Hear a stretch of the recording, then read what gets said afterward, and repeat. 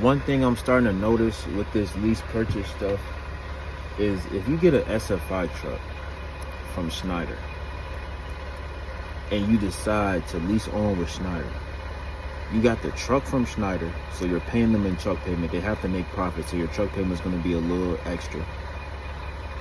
Not only are you paying them for the truck, they also control your money. They control the freight. We're talking about $1 billion company. We're talking about mega carriers. They are not, lease purchase is not for you to be a boss. It's for the company to pay, it's for to decrease the bottom line of the mega carriers bills. So instead of them having to pay for these trucks, because they don't buy these trucks outright. Most of all these trucks that mega carriers got are leased. You know what I'm saying? They pay payments on it.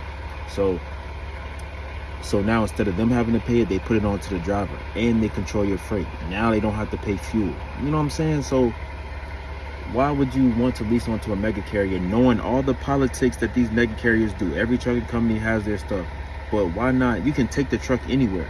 So I think it's a matter of being a lease purchase, but you thinking that you're not going to be able to get consistent freight unless you be with this mega carrier. But now you got to deal with them low-key playing with your money, because they're not gonna give you a 3-year contract and be like, oh yeah, let's help them pay their truck off in a year, 2 years. Like, no, that's not how this works. You know what I'm saying? So I think that's just something I'm thinking, because it's like, we know how these mega carriers rock. We know what's going on.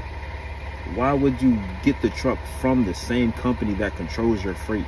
You can take the truck anywhere, so why not take the truck? You know what I'm saying? So, you know what I'm saying, one of these smaller companies that aren't gonna, you know what I'm saying, try to finesse the system a little bit. Like, they look at you like an actual owner operator with your own truck, so they just gonna give you the freight and let you run. You see what I'm saying? So that's just something I'm thinking about.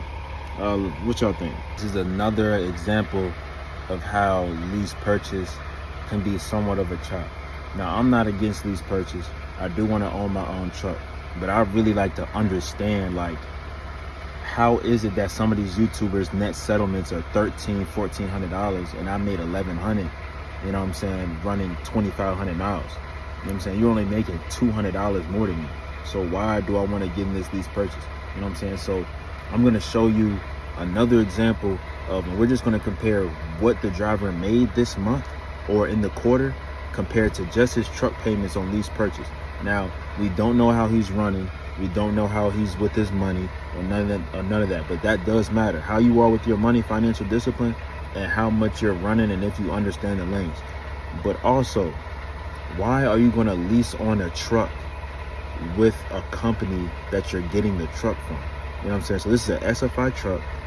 They're with Schneider. So not only are you paying Schneider their truck payments, they also control the freight and how you make your money.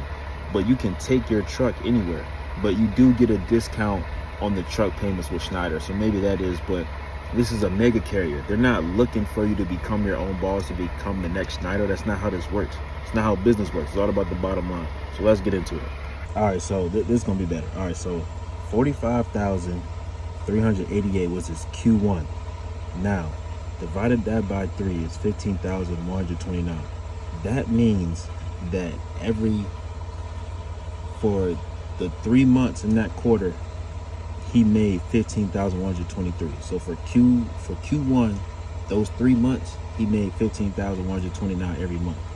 Now, his Q1 truck payment was 15,724 for Q1. So if you divide that by 3, every month for the first quarter, his truck payment was $241. So if you subtract that, that's $9,088. So every month, you know what I'm saying, he was already down to $9,888. That's straight truck payment, like straight truck payment. So if you divide that 5,241 by that 15,129, it's gonna give you like 34, like 0.346% or something like that. So 35% of Q1 was his truck payment. So 35% of his monthly revenue was solely the truck payment. That's over a third. Now, this is Q3. Like I've said, I've done this example on my Instagram and everything like that, but 38,721 was his Q3 total revenue. So if you divide that by 3, that's $12,907 a month on average, right? So his truck payments for Q3, now as you can see, he made less. You see that? He made less. 45,388, 38,721. He made less. So that's about what, 2, 5, 7,000, maybe 6 to 7,000 less, between 6 and 7,000.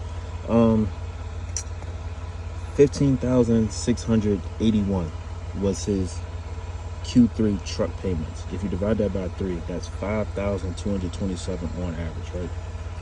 And now if you subtract that 5,000 from the 12,907, you're gonna get 7,680. So that's what he's down to every month on average, solely from the truck payment. So if you divide that 5,227 by the 12,907, you're gonna get 40% of his Q3 revenue. 40% of his Q3 was truck payments.